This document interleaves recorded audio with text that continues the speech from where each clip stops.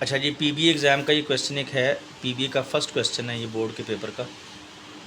Right a C plus plus program that can be use to calculate profit. Profit calculate करना है, conditions इसमें दी हुई हैं पेपर में।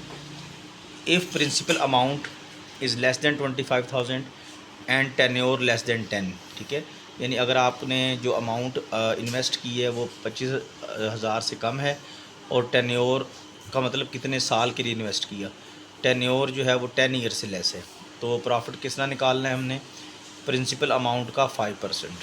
ठीक है। अच्छा, आगे थोड़ा मैंने शॉर्ट करके लिखा हुआ है क्वेश्चन, ये आपका जो बोर्ड का पेपर है फेडरल बोर्ड का, आपको सेंड भी किया है, मैंने दोबारा सेंड कर देता हूँ, उसका ये पहला क्वेश्चन है। ठीक है। अच्छा, अब अगर प्रिंसिपल अमाउंट 25,000 के इक्वल है, दूसरी कंडीशन है ये, और टेन्योर 10 ईयर के इक्वल है, तो प्रॉफिट कैसे निकालना है, 7% ऑफ प्रिंसिपल अमाउंट। और तीसरी कंडीशन इसमें है कि अगर प्रिंसिपल अमाउंट को मैं पी ए कह रहा हूँ शॉर्ट में, 25,000 से ग्रेटर है और टेन्योर 10 ईयर से ग्रेटर है, तो हमने प्रॉफिट कैसे निकालना है, 10% ऑफ प्रिंसिपल अमाउंट। ठीक है जी, क्वेश्चन को दोबारा देख लें अच्छी तरह।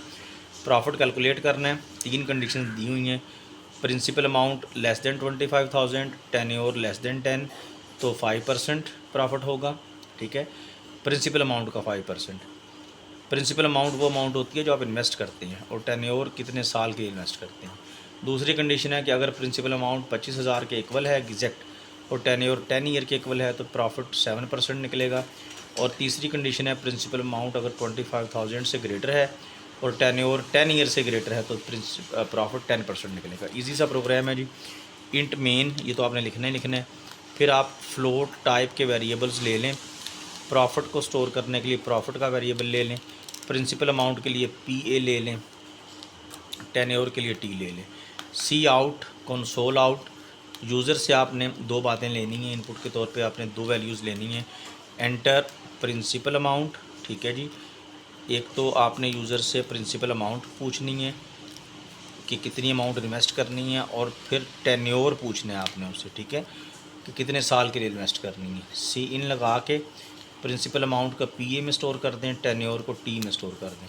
अब सीधी सीधी कंडीशन लगाते जाएं। प्रिंसिपल अमाउंट, पहली कंडीशन, अगर if principal amount less than 25,000, ठीक है, ये देख रहे हैं ना, यहाँ से देख रहे हैं, और एंड का सिंबल ये है, टेन्योर को टी से रिप्रेजेंट करेंगे क्योंकि टेन्योर टी में स्टोर है, टेन्योर लेस देन 10 ईयर, तो प्रॉफिट कैसे निकलेगा जी, प्रॉफिट इक्वल प्रिंसिपल अमाउंट का, यानी प्रिंसिपल अमाउंट जो पी ए में स्टोर है उसका 5%। तो 5% कैसे निकालेंगे, प्रिंसिपल अमाउंट को 5 से मल्टीप्लाई करके 100 पे डिवाइड कर देंगे। इसी तरह दूसरी कंडीशन होगी एल्स इफ, वरना अगर क्वेश्चन में गिवन है दूसरी कंडीशन कि प्रिंसिपल अमाउंट अगर इक्वल, एग्जैक्ट इक्वल है 25,000 के, एंड टेन्योर एग्जैक्ट इक्वल है 10 ईयर के, तो सेम उसी तरह प्रॉफिट कैसे निकलेगा जी, जैसे ऊपर निकाला इसी तरह प्रॉफिट कैलकुलेट करेंगे, लेकिन इस दफ़ा प्रॉफिट 7% कैलकुलेट होगा, तो 7 से मल्टीप्लाई कर देंगे। लास्ट में एल्स